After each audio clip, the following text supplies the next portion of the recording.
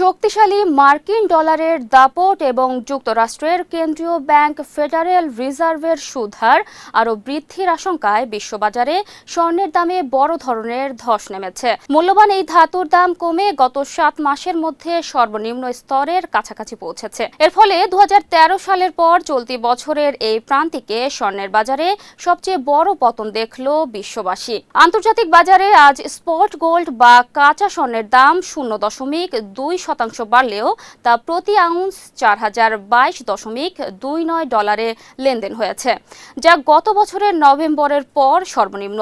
চলতি জুন মাসে স্বর্ণের দাম কমেছে 11% বেশি, যা টানা চতুর্থ মাসের মতো দরপতন। একই সঙ্গে 2024 সালের পর এটি স্বর্ণের প্রথম ত্রৈমাসিক লোকসান এবং গত 13 বছরের মধ্যে সবচেয়ে বড় ত্রৈমাসিক পতন।